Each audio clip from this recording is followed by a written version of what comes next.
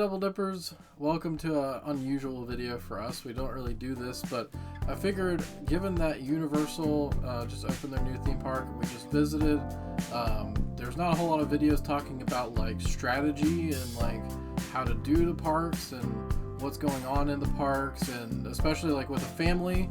And we also have the unique combination of having a stroller and a wheelchair, so I think we would just hit the highlights, talk about our favorite rides, what our favorites were, what our least favorites were, all that kind of stuff, and throw it in a video so you guys could maybe learn something from us. So first of all, we went to Epic Universe in August, which wasn't the brightest move, but I knew they were opening in May, and Kona's birthday was in August, so I figured I would plan the trip around his birthday. I looked for the cheapest tickets available for the month of August, and that's kind of how we landed the dates that we did. We did a weekend trip, extended weekend. Mm-hmm. We did Friday through Monday, yeah. And then we went to Epic for 2 days, and so we stayed at Stella Nova, so I want to start there. Or let's start with the story behind the story here. So originally, Anna wasn't going to be joining us on this trip. So do you want to tell them? Well, I'm not a Florida person. I don't like the heat, and my body does not like the heat either. I have a few different disabilities I've been diagnosed with in the last couple of years, and when I'm in the heat, my body just doesn't tolerate it. And I tried to be in Florida for a small trip the previous year and ended up in the hospital.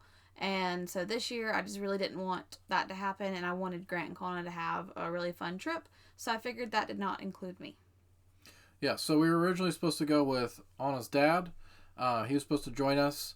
But yeah, that developed in the whole thing. So we weren't sure if he was going to join us. They're a foster family. They're getting a new foster kid. That was going to play into it.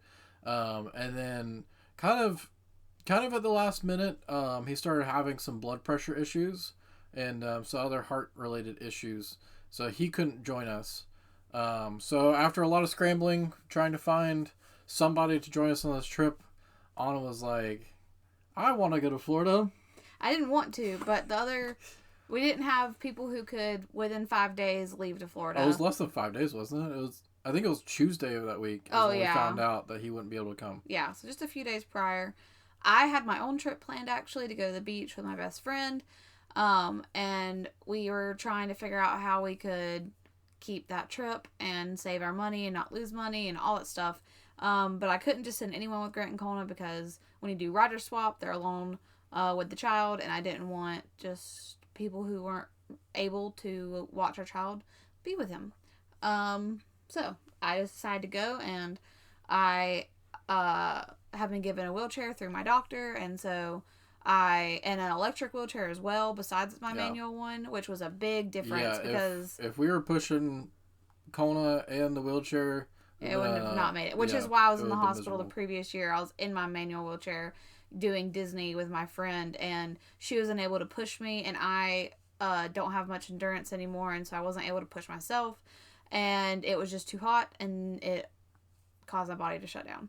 So I had an electric wheelchair. I knew I could use that. I knew I wasn't stressing about what rides I wanted to ride because I hadn't planned for this trip, so I wasn't looking forward to it, or I didn't have a list of rides I needed to accomplish. I just wanted Kona and Grant to have a good time, so I decided that I would go, and if I got too hot, or if I got tired, or if my body started to shut down, I would just head back to the room, and let them still enjoy the day, and just hang out at the hotel.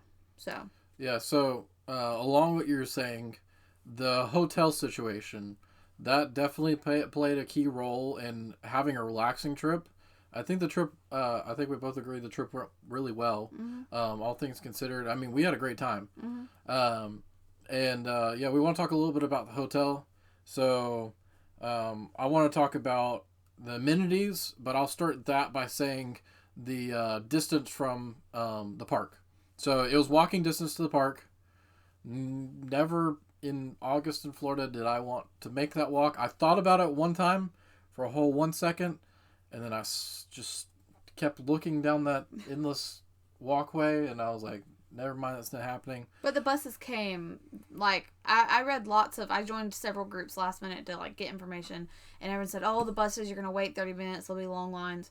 There was never a long line. They came even almost at rope every drop. 15 minutes on the dot. Yep. And the longest we waited was maybe 20 minutes. And I was in a wheelchair the entire time, so I had to be put on first, which actually worked out great because then Colin and Grant could get in and get seated and fold up the stroller and all that. So, I mean, it was not stressful. The bus transportation was actually pretty smooth and easy. Yeah, and I was surprised because, I mean, getting a wheelchair on the bus was like a whole thing. Ordeal.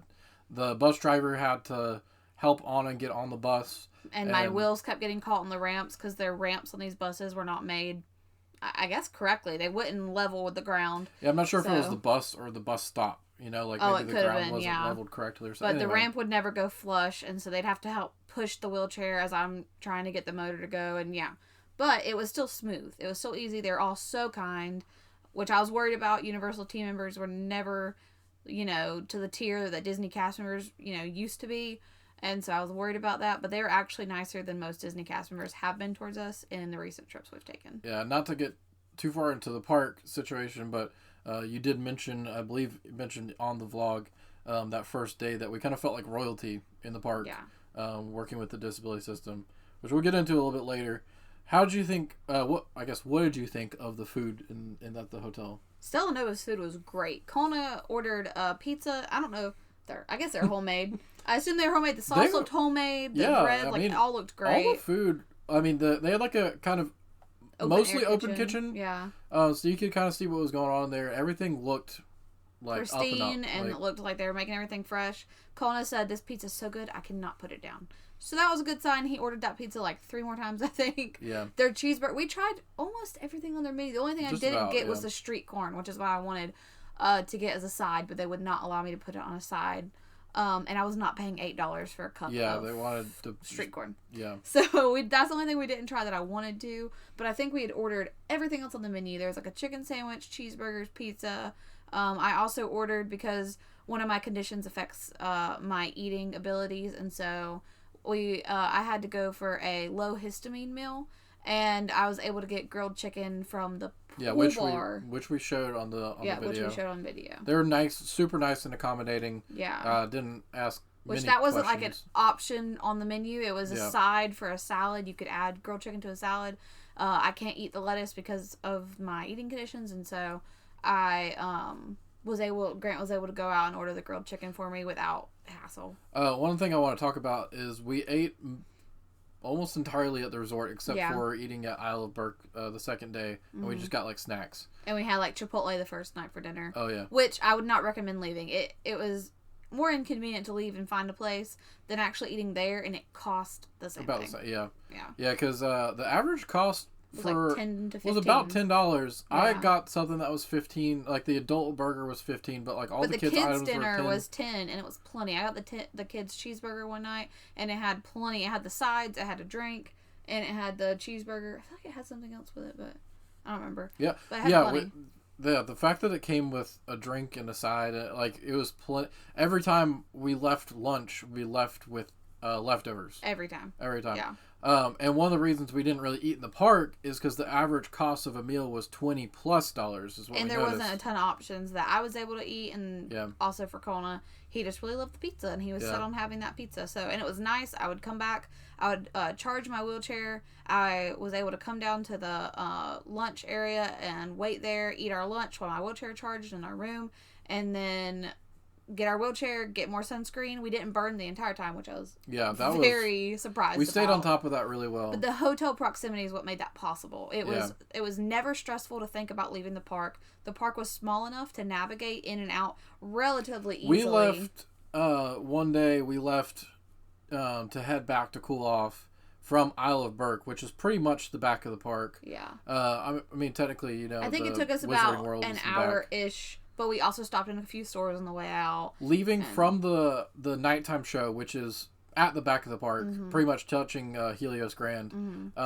back to the hotel is only 30 minutes. Yeah. And that's including transportation, all waiting. The people that was the end of the night flood of people, too. Yeah. It was super convenient, and it just made it really stress-free. So anytime, there's also just plenty of rest we built into the trip, and we still got everything we wanted done. I think Grant was able to ride every ride. I will say, so originally when we planned this trip, I was going to do one day at Epic Universe, because I mean it's not a huge park, Yeah. which we'll get into a little bit, but it wasn't a huge park, so I didn't think we needed 2 days.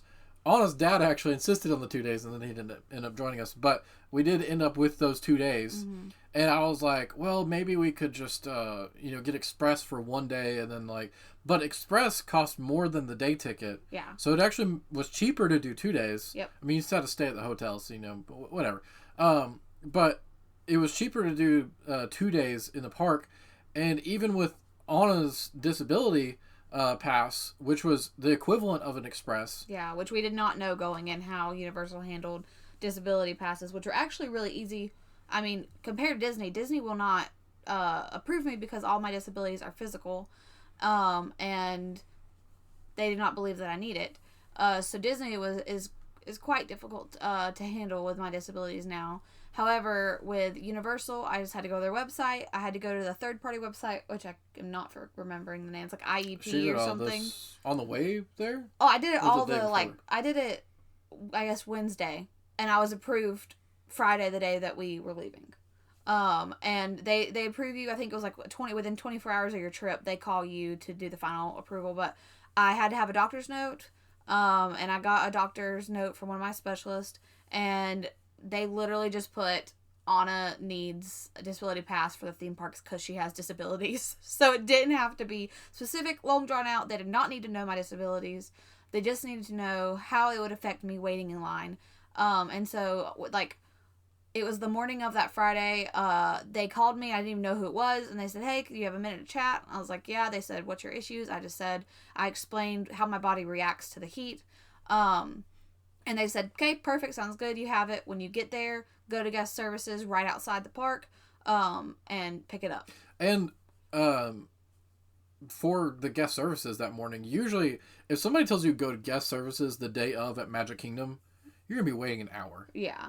First thing in the morning, there is an hour-long line.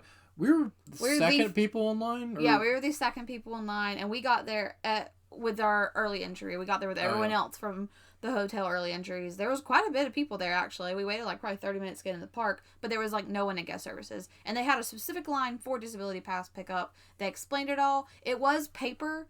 That was a little bit annoying. Yeah, because it rained a lot, too. Because it rained a lot. Yeah. And so I was a little concerned about that. And pulling it in and out of the bag was kind of inconvenient. If they updated their app, that'd be amazing. Yeah. But the service itself was amazing. If a ride was 20 minutes or less, we could just show them our paper. They would write it down, and then we could go straight into the Express Pass disability line, because I stayed in my wheelchair till boarding.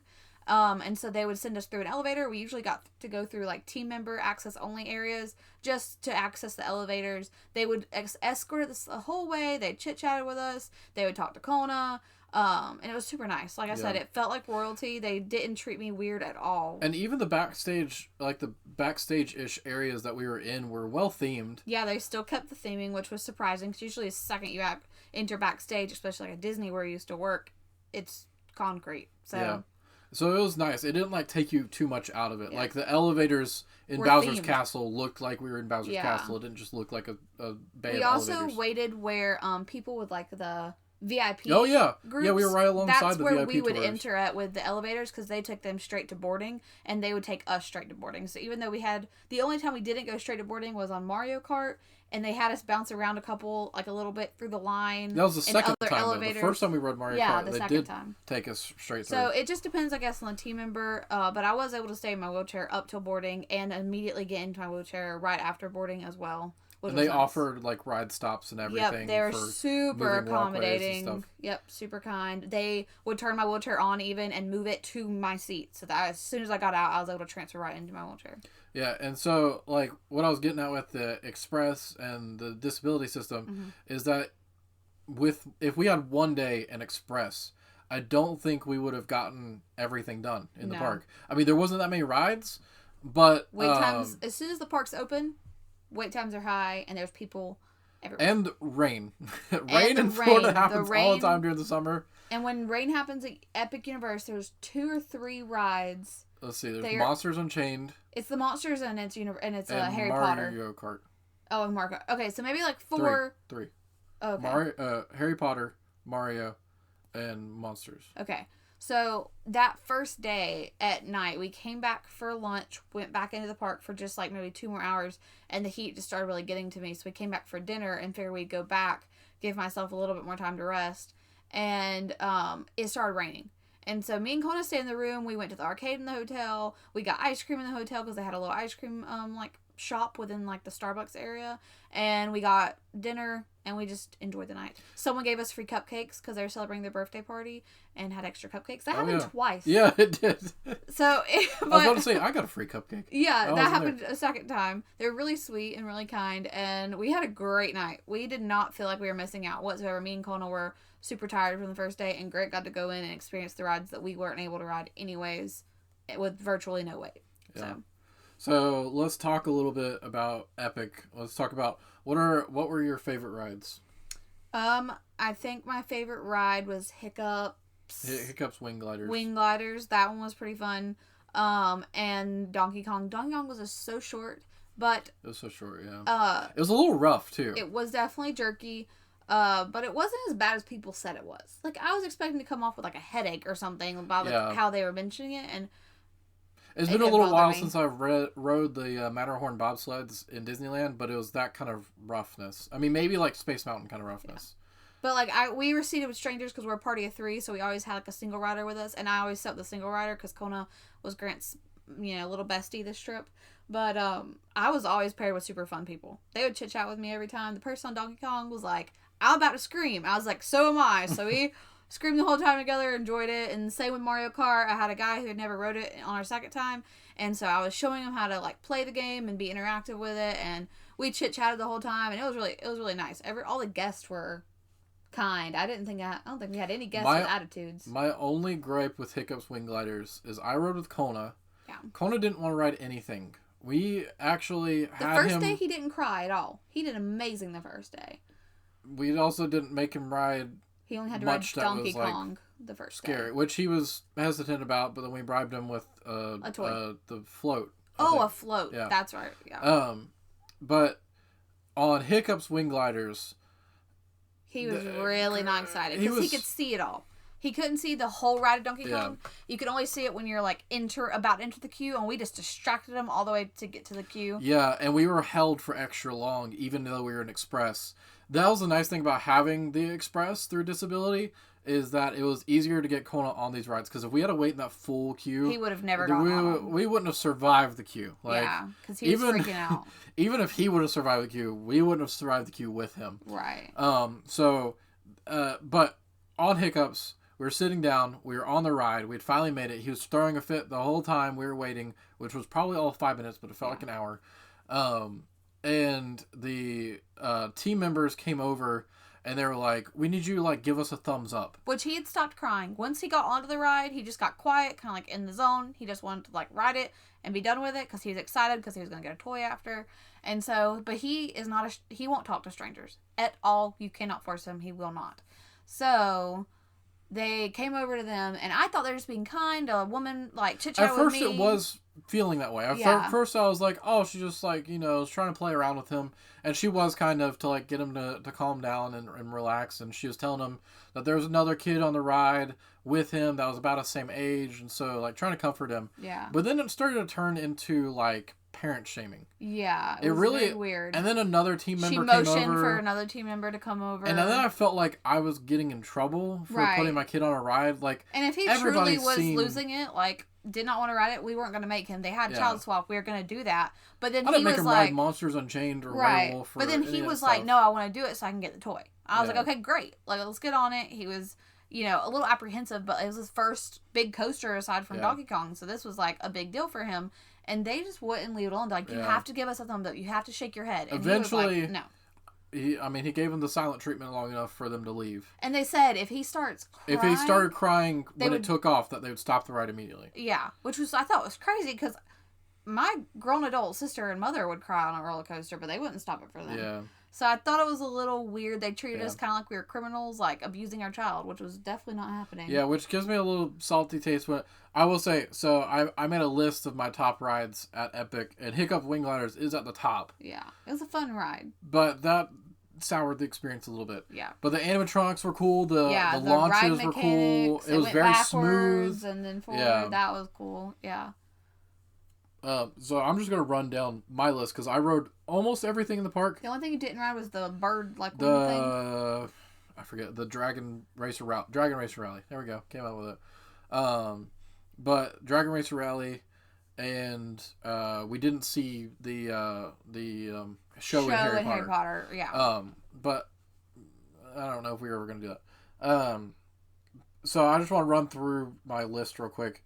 So I had Hiccup Wing Gliders up top, besides that experience. Minecart Madness was definitely number 2. I will say I'm not a coaster person either. Like, we like enjoyable coasters, not ones that make you sick. I like Disney World. Like, I like the experience. Like, Rise of Resistance, the Haunted Mansion. I'm not a coaster person. So the fact that 2 coasters at the top of my list is not because of the thrill. It's because of the immersive experience of animatronics and the things that made it cool. Yeah. So, Unchained... I talked about that in the vlog. If you want to hear my full thoughts on Unchained, left those there. Mario Kart, apparently it's a pretty controversial one. A lot of people don't care for Mario Kart. I really enjoyed it. I would never have to ride it again, and I would be okay. But if we're there and it's the only thing to ride, then I would ride it. It was definitely a cool ride. Yeah. I have this one's gonna be definitely Yoshi's Adventure. I might just like this because of how much Kona liked it. It was just an enjoyable experience. So immersive. But there's so many animatronics. It was crazy. Yeah. And it was like I said in the vlog. It's like the people mover. Yeah. Of Mario World. Yeah, of the Super Nintendo World. Yeah. Stardust Racers. That one was a little too intense for me. I don't think it's a big deal or anything. I would ride it again. It was pretty crazy though. It was a different level of intensity. Than I'm used to. But like I said, I'm not really a coaster person. Sorry, we had a brief interruption there. Kona decided to wake up. But yeah, Stardust Racers wasn't one of my favorites because it was just a coaster. There was nothing particularly immersive about it. It was just an intense coaster for people who like thrills. And like I said, I don't like thrills all that much. Then Constellation Carousel, I thought it was cool. Yeah, that was cool. It was a cool ride. The cast members were so sweet in that ride. We went during early entry, and there was maybe 3 other people on the ride. Best time to go. Oh yeah, there was else in line. Yeah, it was so great. Half of the animals were down. You couldn't get on them. Half of them was down, which was a little weird. But I love because it had a child seat with an adult seat. Every animal. Oh yeah, that was really cool. An upper child seat with a buckle, and then an adult seat right behind it on the same animal. So you could sit with your child versus having to stand because you weren't allowed to stand while you rode it. Yeah, but they also had the bench seats. But I loved the bench seats too, which was did we ride that? What? Yeah, me and Kona rode a bench seat. Grant couldn't because the seat buckle was broken on one side. But on the bench seat, you have 2 adults, and then you have a kid's seat still on the animal, so they still feel like they get to ride the animal even if you're in a bench seat. Loved that. That was a great detail. And they changed the music. The team members there told us that there was 5 or maybe even 10 different songs that it switched between. We got 2 different songs when we rode because we rode 2 different times. We rode it in the morning and at night. Fire Drill, Kona didn't like it. We didn't really. He doesn't like being wet or dirty, and so being wet was not his favorite thing. And it was great to cool off. I felt amazing after that because it was a hot line. But we would have liked to have willfully gotten wet, and we chose to not hit the targets that got us wet. So that Kona could experience the ride and enjoy it without. And as we expressed in the video, the people behind us decided to hose us down, soak us down, which was thankfully we had already planned ahead and had brought him him extra clothes. We did not have, But like we said, we were also I believe we left not too long after that. Yeah, we ate and then watched the show and then left. And that didn't take any time at all to get back to the hotel, get changed, and come back out. Ministry of Magic is towards the bottom of my list. I expressed that it was just okay. It was just a screen-based ride. The story wasn't interesting. For people that like Harry Potter, I don't think you're going to care for the story. Gringotts is such a better ride. I mean, Hagrid's is a much better ride. There's just... The animatronics were cool. The couple that were in there... What about the queue? Because I would go just to see the queue. I didn't go to this one. I would love I think the queue is the best part of it. Yeah. But you could go in the queue and then walk back out. I think you would have just as good of a time. I also had people videoing in my vehicle, and Universal's pretty against videoing, and there's 3 different people. Strict. We've had rides stopped before. Yeah, over videoing. But they didn't seem to care for these people, which was fine. And then I mentioned in the video, like during the finale, one chunk of the screen, because they're just giant like LED screen. I think somebody said, I think it was the same company that made the Sphere in Las Vegas made these screens for this ride. So like a whole chunk like of the grid just went out, and so like half of one of the characters just suddenly disappeared, and it was like flashed like purple or something, and then continued on. But like the story, like I said, the story was really nothing to write home about, and there wasn't any really cool characters. You didn't get to see Ron and Hermione and Harry all that much. So it was okay. It also made me super, I almost said seasick, motion sick, which I don't get motion sick very easily, but I definitely felt it after that one. I said it in the video, I felt really weak in the knees after, which I've like never felt that level of motion sickness either. That was pretty crazy. And then at the very bottom, Werewolf. I mean, it was just a very basic coaster. It wasn't thrilling, so it didn't even have what Stardust Racers had, like that thrill aspect. There was no thrill to it. It just like launched you out, you spun around, you came back, and then you did that a couple times. It was like a kiddie ride almost. I mean, like Kona probably could have stood that more than he would have taken hiccups. Like he probably would have been more okay with that, because it was just like a low level thing, which I don't even know if he was tall enough for that one. But anyway, so that's all the rides there. We talked about disability. Let's talk about staying cool, because everybody talks about how hot this park is, how there's no shade, which is true. There's like no shade. I will say I was not as, and we did okay. So we had neck fans. Mine sucked. Mine was terrible. We had neck fans. We had cooling towels, and then we had fans that were misting fans that attached to our stroller. Those are the best things. And Kona had them the whole time. He had 2 on him. Yeah. Kept him really nice and cool. Yep. It was really great. I don't think there was any like we said, when we got to like around noonish or 1ish. The first day we left at 11:30. The second day we left at 1:30. So when it was at the peak of heat, we just went back to the hotel, took that lunch, 5-minute bus changed ride, clothes, put sunscreen on. We would hop in the pool. We hopped in the pool both days during that time to cool off. The pool wasn't cool. It was not cool. It was like getting to a bath. It was it was cooler than the air was. Eventually, it cooled our bodies down, but it wasn't as sudden as like a super cold pool. And all that cooling down and lunch maybe took 2 hours. We enjoyed ourselves. We didn't rush it, but it only took like 2 hours of our day to cool down, refresh, and get back. And we still got to ride things in the park multiple times. We still got to enjoy ourselves. There wasn't. I mean, okay. I would have liked to ride Donkey Kong at night. It looked really awesome at night. Right, but they closed at 45 minutes before park close, which was crazy. That capacity already. But we did not use my disability pass for waiting long rides that much. I think we used it for maybe 3 rides ish. Most of the waits were fairly reasonable. Yeah. Like I don't think much of anything, unless it rained, because then everybody flocked to those 3 rides. Which technically Ministry of Magic was almost always down. So there's 2 rides left.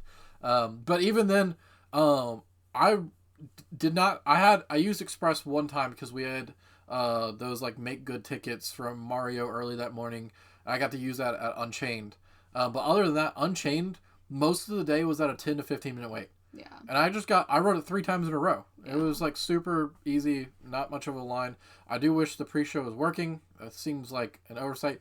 And yeah, that was a little disappointing. There were definitely things in the park that were a little disappointing. We were really disappointed with the How to Train Your Dragon show, the Untrainable Dragon, because we were so looking forward to Toothless flying over the crowds. Yeah. And he did not. And we watched the show twice because we were like, okay, we'll go the second day. They should have everything up and running. And we tried 2 totally different days. Did not work. Yeah. Like I said, the pre-show, never got to see the pre-show. I've heard it's awesome for Unchained, but we didn't get to see that. There was in Nintendo World was probably the biggest culprit, and that's because they have a buttload of animatronics. They're spinning coins everywhere. There are moving shells. So not everything's working. And like I hate to bring that up, but like this park's brand new. But it's also been open 3 months. So, like, in the fact that it's brand new, it should be working because it's brand new. Like, it shouldn't have had time to break yet.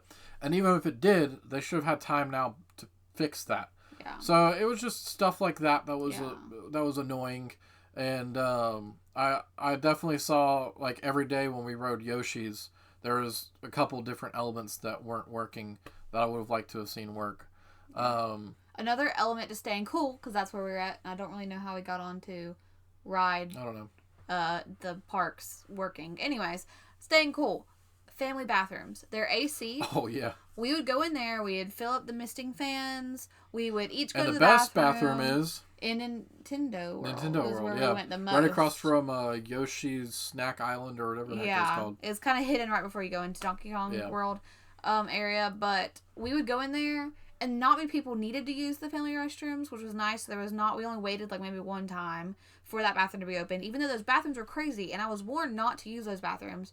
But it had a family bathroom, ended up being the best so I was able to go bathrooms. in there. It had plenty of room. Kona was able to a different bathroom? Or was that the only bathroom we went to?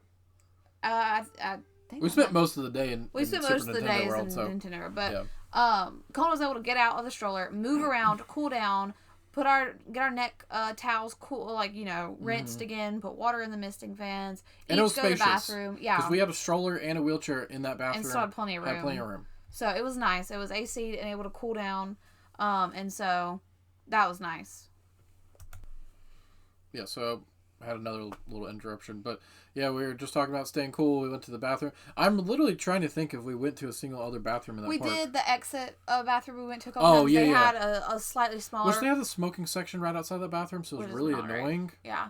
We did go to the restrooms in like the main little hub where the stores were at, because it was the one in the corner to the right when you walked in. We went in there like 2 or 3 times, but the stores were also great as far as AC. There's never anybody in it wasn't going to the Emporium on Main Street. Nobody was in those front stores. The Nintendo store was tiny and crowded, and it was open air, so the AC was not. The One Up factory was the Nintendo store that we were in the morning, and it felt crowded, even though we were there in early entry, and there's not a single other person in there. There's just so much stuff everywhere that it felt crowded. They did have the Toad factory. You went in a green tunnel on the bottom floor of Nintendo. It was a big store. We went and we hit something in there, and it was empty. That's what I'm talking about. The One Up store. Yeah. Okay. That one was empty, but it did feel crowded. Yeah. But the 2 stores at the front of the park in the Celestial Park area, it was extremely cold. Like, great AC. It had a little bakery on one side of it. The Starbucks was on the other side, which we never even went to the Starbucks because we didn't need to. But both of the stores was pumping AC, had plenty of things to look at, and had all of the merchandise except for land-specific merchandise. There was a few. Yeah, there was I mentioned stuff that in the video. Yeah. They didn't have this shirt in there. Yeah, they didn't have Mario Kart merchandise in there. They had Super Nintendo World, exactly. but not Mario Kart. They had some Donkey Kong Country stuff, but I don't think they had all the stuff. They had the generic stuff that you could find in the hotels, a little bit more than what we had. Yeah. Our store in the hotel was very tiny. I was a little disappointed in that, actually. Yeah. But it is what it is. Those stores are great sources of AC, and were fun to look around. And let's just talk about a little bit about the power-up bands and that whole experience. So I will say, I mentioned this in the video. Before the trip, I purchased our power-up bands. Saved us $50 at least on those, because they are usually with tax about $50 a piece. So if you get 2, that's $100. I think I got all 3 for about $90-ish. I think I got them for like $30 a piece. Yeah, that's the way to go. You just gotta keep watching it. Sometimes people were selling them for like $5. I was never lucky enough to catch those when that happened, but just keep your eye on like eBay and Mercari and all those. People sell them there all the time, and they go pretty quick. So set your like alerts and stuff. But it's worth it to get used, because as soon as we got home, we just sold ours again. Yeah, we don't need them. Yeah, exactly, and they sell easily. Yeah, that's definitely the way to go. And you can clear them out. I did not know that. I thought if someone bought them, because we originally told, and by other vloggers that said that if you got a power-up band, it was locked to you. You could not. And one of ours was had the stamps from the previous owner, but would let us put our name in it and change. Yeah, so it was whatever. It is what it is. Yeah, we weren't super into it. I wasn't very into it, but Kona loved it, and that was Kona was amazing. Supposedly into it, which is what I was kind of going to talk about. He watched all these videos, studied like all the tap points. I mentioned that in the video. Like there was ones that I didn't even know about. He was like, "Dad, we have to go tap our band over there." I was like, "Okay." So we walked up this flight of stairs, and there was one. Mm-hmm. I was like, "Okay, cool." But he was always talking about wanting to fight Bowser Jr. So in order to fight Bowser Jr., you have to do all these key challenges. You have to do 3 of them. We showed at least 2 of them. The one with the POW blocks, with the shell where you hit it up through the pipe, and then the bomb challenge, and then I did the piranha plant one. So I did all 3 to unlock the Bowser Jr. fight. Which had no lines, by the way. Yeah. We did not wait. Those were very easy to accomplish if you're wanting to do that. There was certain time, like when the park first opened, they did get busy. Yeah. There was long lines for those, but like at night, nobody was in there. Yeah. It was super easy. I didn't wait at all for the piranha plant challenge, which was super cool. We didn't wait at all for the one that you hit. And the Bowser Jr. Didn't have a wait most of the day either. But yeah, I would have loved to have actually experienced the Bowser Jr. challenge. And we were going to, but Kona deeply protested it and wanted to do something else. Which was crazy, which was fine. We rode Mario Kart, we did our shopping that night instead of doing that, and we still had a good time. It was really cool. I don't know how necessary the power-up bands were, because we saw people without them hit the blocks and they still made sounds and stuff. Yeah, you can still make the sounds and have the cool effects for pictures, but it just didn't give you the stuff in the app, which if I would have known that, I would have not had mine, which again, mine was purchased prior to me knowing I was going on this trip. Which is fine, because we got our money back out of them, so it was all fine. I think kids would love to have it. I don't think it's necessary for the adults. Unless you're like super, super into it and you want to try to do all the challenges, then go for it and just resell it after. Yeah. It's not a big deal. And then it also helped incentivize Conan to get him on Donkey Kong, because we told him he'd get a stamp. Your stamp if you got on those rides, and that encouraged him. He wanted to get like the golden banana or something. So yeah, we got the golden banana for going on that. Yeah. So yeah, that kind of wraps up our thoughts on the park. I just wanted to say, like, what was your favorite thing outside of the rides? Like, what was your favorite? I really love the Untrainable Dragon. the actual like untrainable dragon in the show was gorgeous. Was that like considered an animatronic?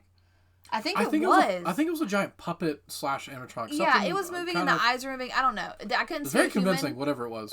It was amazing, though. The detail, we sat at the top half, and there was like another half. We sat at the top in the accessible seating at first, and the second time we watched it, we were in the very front row in the accessible seating. And being in the very front row, you could see the scales individually painted on it, and it was beautiful and amazing. And the little baby dragons that floated The baby up ones were so you cool. Could see the wire, whatever, holding them up, but it was great. so cool. And it was all live. It was all live, which I was very surprised about. Nothing that I could tell was like pre-recorded. Like the drummers were actually drumming. Yep, the instruments were being played. It was pretty crazy, actually. Like when I saw them do the wind chimes that first time, I was like, "What?" Like you would never see that. Like so that was probably my favorite experience, besides the very first time we walked into Nintendo World. It was just. I really enjoyed going through. We again went through the accessible entrance, which was separate from the regular entrance, but it was 10 times better. There was like barely anybody in there, and we got to go through the tunnel and hear like the sound. Noise. Yeah, that's so cool. It was so cool, and it was like it went dark, and then it changed the ground, like the texture on the ground, like to like the Mario bricks. And it was super cool, and we had that to ourselves, so it made it feel even more special. I will say, I was expecting when we went through the accessible entrance that it was just gonna be, like I said, like an elevator, like just at the end of a hall. You know, like you don't get through. You go through the full pipe. And you get to Peach's castle. Yeah, you come into Peach's castle. Your elevator is in Peach's castle. It's themed to Peach's castle. Super cool. So that was super cool. People were sitting there by the elevators because there's a staircase that would go up to the non-accessible escalators. People were coming down the staircase and sitting there for AC, which I thought was brilliant because there was no one else down there because everyone was just getting in the elevator to go up. And so people were chilling in there, not causing any issues, and I never saw them be asked to be removed by the team members, and it was pumping AC in there too. So. I really liked Nintendo World. I liked Nintendo World at night. That was super cool. We were riding Yoshi's Adventure through Nintendo. That was probably one of the highlights of the trip. I will say I wish we got to explore more of the Isle of Berk. Yeah. Because I've seen videos now of like all the animatronic dragons and stuff that they've had. We didn't experience really the animatronic. And it was hot, so you just wanted to go from one thing to the other. You didn't really want to look around. But as people that used to be Florida locals, that's the kind of stuff that we looked for. Like when we were at Animal Kingdom, that's why we loved Animal Kingdom so much, because there's just stuff to explore. Yeah. And so when those annual passes become available for Epic Universe, I think there's going to be plenty to explore, plenty to do with your app with Nintendo World. So I think that's brilliant.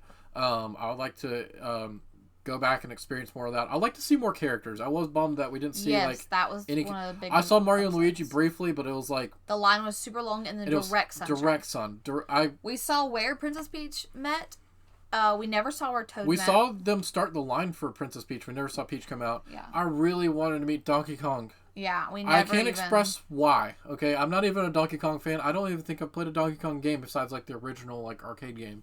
But I just really wanted to meet Donkey Kong. We didn't. And there was no characters. times posted for them. The waits for Hiccup and Toothless were so it was an hour, long. and we didn't get disability entrance, so we couldn't wait for that. Yep. Which was unfortunate. Yeah, there was no express and no disability access for any of the meet and greets that we saw or could figure out, and so we weren't able to meet characters the few times we did see them. And we were there for 2 days, so just imagine all these things that we're telling you. There could have been a third day.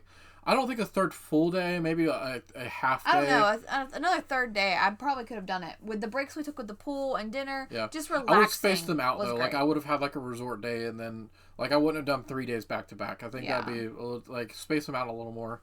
Yeah. But I definitely think you could get... We definitely got 2 full days worth of experience there. I think you could probably do 3 days there.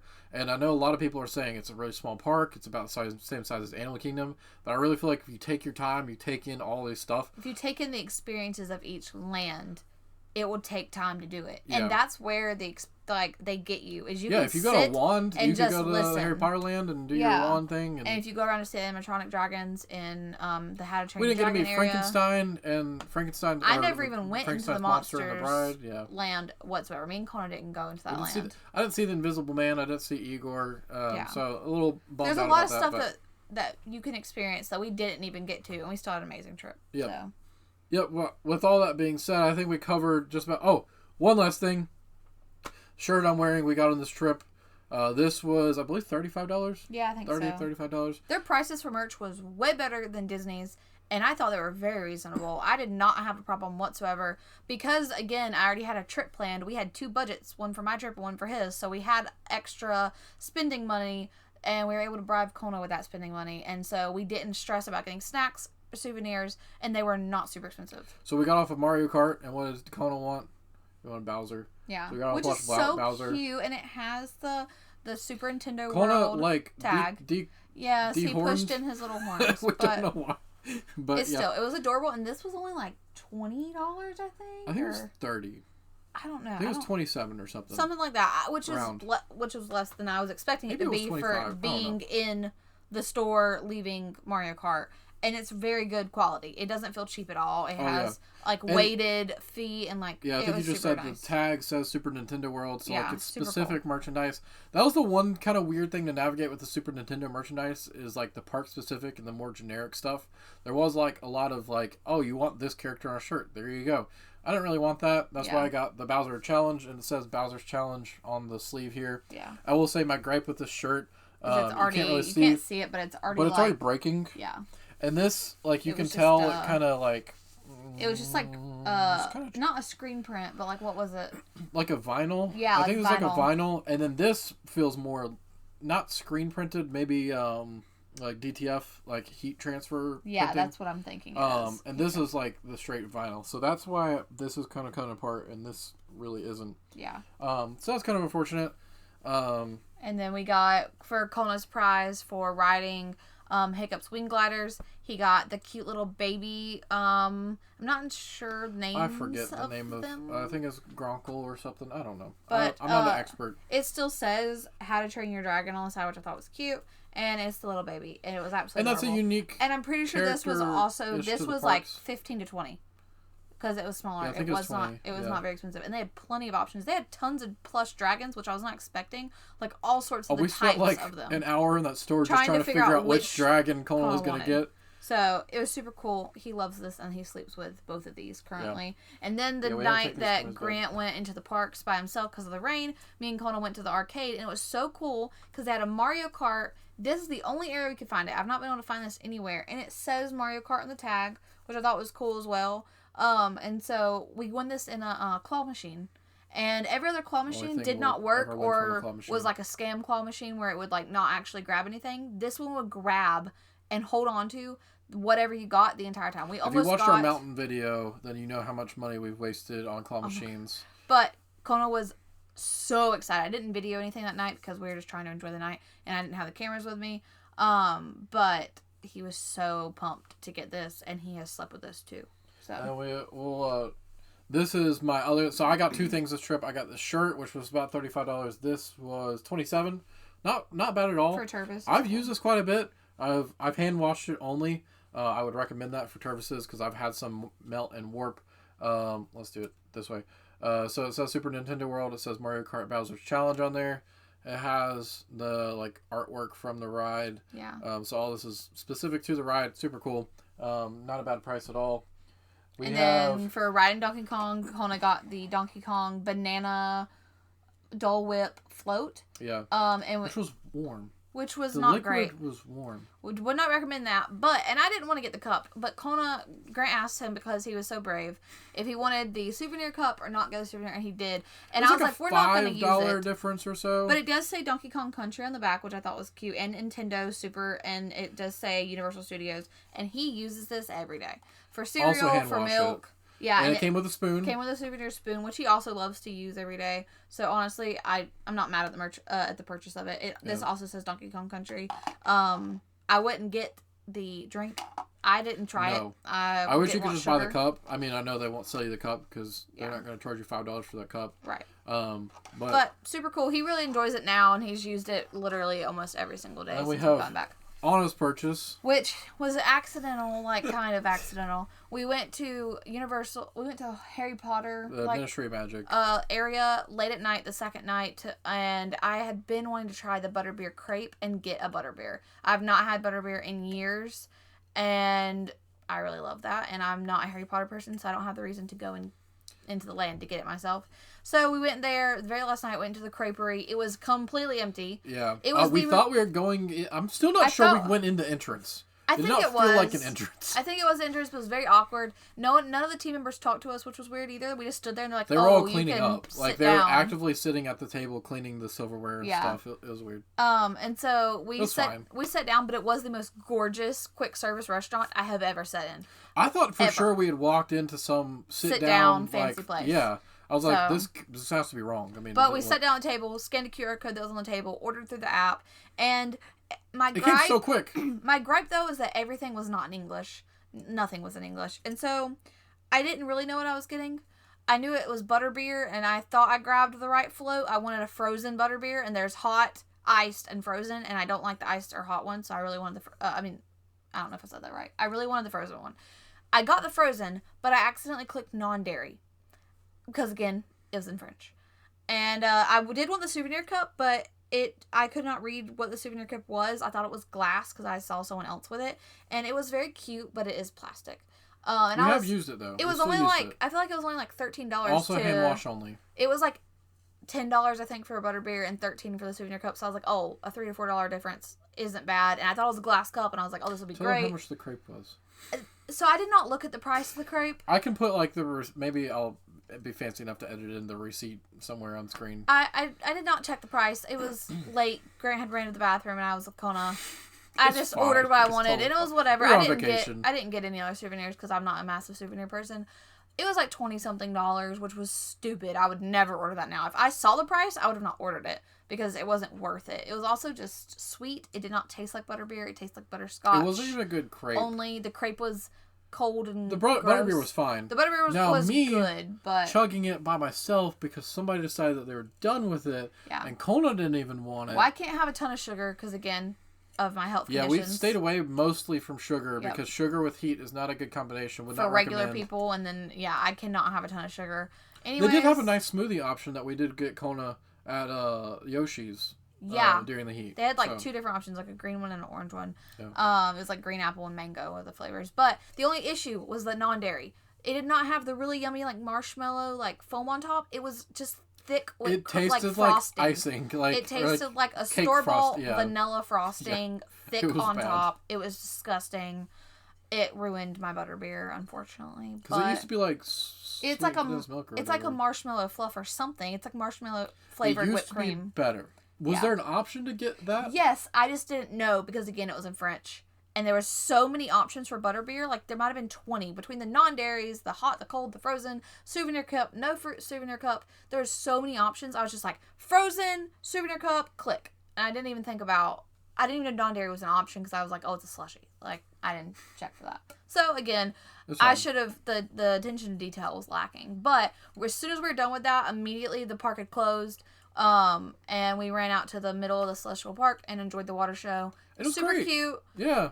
It was enjoyable. We were afraid to, like, wait till the end of the night because of the crowds, but it wasn't bad at all. Oh, no. At all. There wasn't many people, like, there wasn't much capacity for that show. No, it was very small. And we had no problem finding a place for the show. And we showed up after it started. As it was starting. Yeah. And Kona enjoyed it. Yep. Kona was danced super thrilled to it. Yep. And, like, I wasn't expecting much because it was a fountain show. I'm like, there's no fireworks. There's no, like, visuals or whatever. I'm used to, all the Disney fancy World, stuff. Shows. But it was cool. I enjoyed it. I was impressed by it. And then we still got on the very first bus for our resort that came. Yeah. We didn't have to wait for multiple buses. At Disney, we've waited an hours long of bus lines. So it was nice to be able to get on, not wait, and yeah. I will say a couple of notes on, like, the hotel front.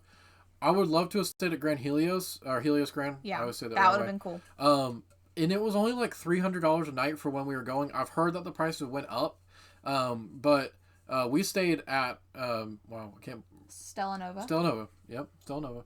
I booked the hotel. I should remember. And it was $150 a night. Super cheap. The price difference was not much, and you get a like a different tier hotel for Grand Helios. Wasn't bad. And like it would have been an actual walking distance. Right. But I don't think there was that many amenity difference from what I've seen. Yeah, I obviously haven't nicer stayed there. pool area, more luxurious feeling. But the price point was so affordable for either one. To get early entry, to be that close to the park, we were able to see stuff from our window in the park, which I'm sure I was going to talk about the view. Yeah, like we were able to see into Epic Universe from our hotel, and we were paying half the price. It was super nice. It was super nice. It was a great option. We slept great. Beds are comfy. Showers are great. We had a accessible room, obviously, and there was plenty of space. On the hotel front, again, a couple minor gripes. We had a great time. There was hair in the tub when we showed up. I just washed it down. It's not a big deal.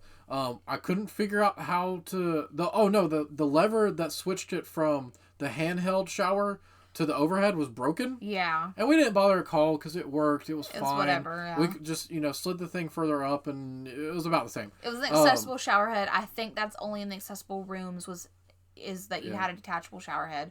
So, again, it's not a main issue for me. One funny thing on the hotel note, though, is the sink in the room. Yeah. You couldn't flip. So, it was just a metal stick on the front that you'd flip up. But you couldn't flip it up this way, just straight up and down. Because it would hit the mirror. Because it would hit the mirror. Yeah. So you had to turn it to the side and then flip it up. So it had to be either extremely hot or extremely cold to turn it on. I just thought it was funny. Also, the bathroom was not accessible. It was an accessible bathroom in the sense that it had extra space, but it did not have a walk-in shower. It still had a tub that was grab raised. Handles to get in and out. It had grab handles. But if you have any issues transferring or stepping, they did have a shower chair they provided, which was nice. But it wasn't fully like an accessible shower like we've had in other resorts, which I'm able to transfer for showers. And there was also different options for accessibility for the rooms. Yeah. So you were able to get, like, if you have problems hearing, there's, like, Braille and all that stuff. But, yeah, all the different disabilities, they had different options. I specifically booked accessible handicap room, accessible room, yeah, for wheelchair accessible. And there was no extra charge. In fact, when I switched it, because like I said, we had to switch it at the last minute. Yep. It actually became cheaper. Yeah. So it paid for part of our parking. Parking was $30 a day. That includes the check-in day. So yeah, it was a little pricey, but overall, had a great time. Mm-hmm. For someone who's not a Universal fan, and I actually hate the other Universal parks and do not want to go back, I would go back to Epic Universe because we had a very enjoyable time just as a family of 3 with a young child. I'm not going to rush back there. Like, we've experienced it. Maybe in a couple of years we'll go back. Older and wants to ride bigger rides. Yeah. But yeah, it was a great time. We also went to Epcot the last day, just for half a day. Had a good time there as well. Went and saw some friends the first night, so we had a chill, very relaxing, enjoyable little trip.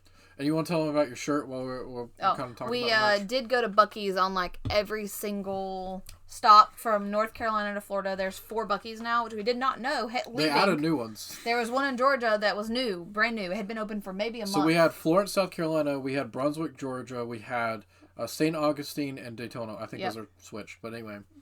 Yeah. And we hit all 4 of those on the way down. Yep. And we hit 3 of them on the way back. We just went to one of the Buc-ee's in Florida. I don't remember which one. I think we went to Daytona. Anyways, I got a Buc-ee's World. Oh, I moved it wrong. Buc-ee's World Tour. Or it doesn't say World. Anyways, Buc-ee's Tour 25, and it has the tour date different different opening locations. dates with different locations. Yep. Pretty cool. Yeah, I thought it was very cool. fitting. Yeah. Yeah, that was our trip to Orlando, Florida, in the peak of almost the peak of summer. Hot. To the brand new park, Epic Universe. We went. We did the research. Enjoy what we have bestowed upon you, and we'll see you in the next video.